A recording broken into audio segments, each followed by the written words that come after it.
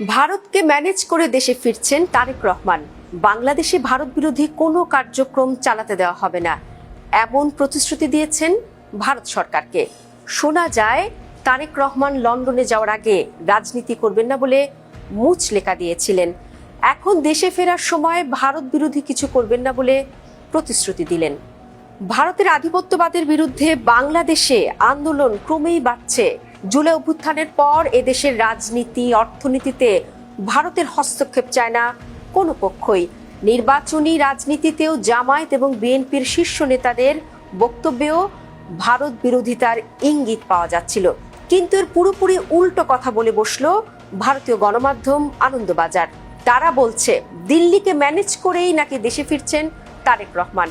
শুধু তাই নয়, তারা বলছে তারেক রহমান প্রতিশ্রুতি দিয়েছেন ভারতের সাথে হওয়া চুক্তিতে কোনো প্রভাব পড়বে না, এমনকি বাংলাদেশকে ভারত বিরোধী কাজে ব্যবহার করা হবে না।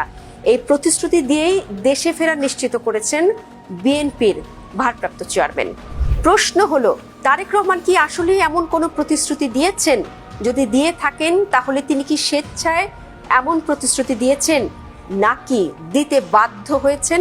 আনন্দবাজার বলছে, সাবেক প্রধানমন্ত্রী বেগম খালেদা জিয়া অসুস্থ হওয়ার পর থেকে নানা পক্ষ তারেক রহমানকে নিয়ে রাজনৈতিক চাল চালতে চেয়েছেন। তিনি কেন দেশে আসছেন না তা নিয়েও খোঁচাখুচি হয়েছে।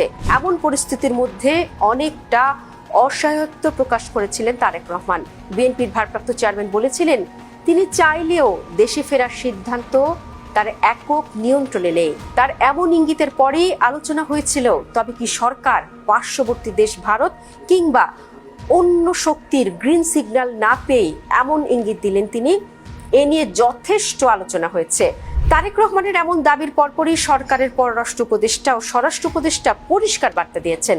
বলেছিলেন তারেক রহমানের দেশে ফেরা নিয়ে সরকারের পক্ষে কোনো নিষেধাজ্ঞা কিংবা বাধা নেই। তিনি চাইলে একদিনের মধ্যেই ট্রাভেল পাসের ব্যবস্থা করে দিতে চায় সরকার। এমনকি দেশে ফিরলে তার সর্বোচ্চ নিরাপত্তা নিশ্চিত করা হবে বলেও জানিয়েছিলেন স্বরাষ্ট্র উপদেষ্টা। সরকারের সদিচ্ছা থাকলেও তারেক রহমানের তাহলে দেশে ফিরতে বাধা কোথায়? তখন সেই প্রশ্ন আরো জোরালো হয়েছিল।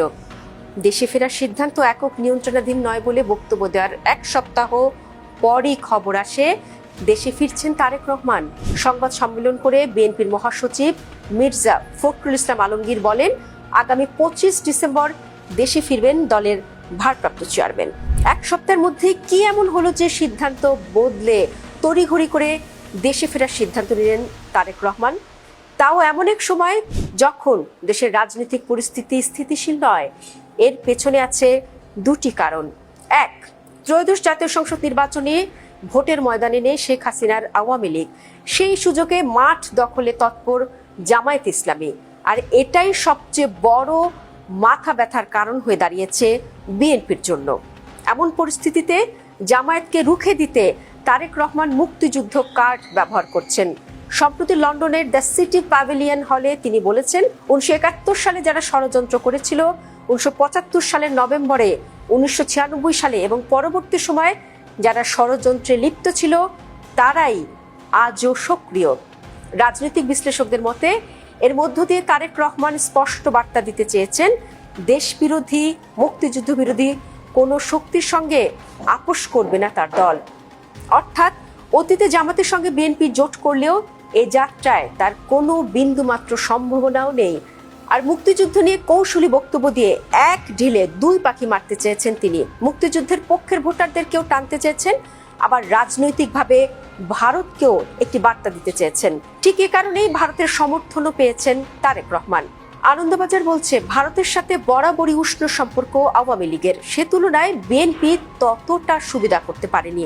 জুলাই অভ্যুত্থানে অভিযুক্ত আওয়ামী লীগের কার্যক্রম নিষিদ্ধ, নির্বাচনেও নেই তারা।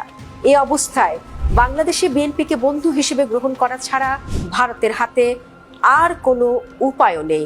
সে কারণেই বিএনপির ভারপ্রাপ্ত চেয়ারম্যান তারেক রহমানের পাশে থাকতে হচ্ছে নয়া দিল্লিকে। জুলাই অভ্যুত্থানের পর থেকেই সবচেয়ে জটিল অবস্থায় আছে ঢাকা দিল্লি সম্পর্ক। পাল্টাপাল্টি বিবৃতি, রাষ্ট্রদূত তলব করা, রাজনীতিবিদদের নানা মন্তব্য, দুই দেশের সম্পর্কের আরও অবনতি হয়েছে। শেখ হাসিনার ভারতে অবস্থান এবং সেখান থেকে বক্তব্য দেয়া, সর্বশেষ ওসমান হাদির আততায়ীর ভারতে পালিয়ে যাওয়ায় উত্তেজনা আরও বাড়িয়েছে। ভারতও বাংলাদেশকে নানাভাবে চাপে রাখতে চেয়েছে। ভিসা বন্ধ, সীমান্তে শক্তি বৃদ্ধি, পুশিং, আবার কখনো মিডিয়াকে ব্যবহার করছে তারা।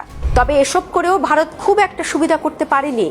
এদিকে বাংলাদেশে তাদের মিত্র আওয়ামী লীগও নেই, তাই এখন বিএনপির পিঠে সওয়ার করতে চাইছে নয়াদিল্লি। বিষয়টি এমন, লাঠিও ভাঙল না, সাপও মরল।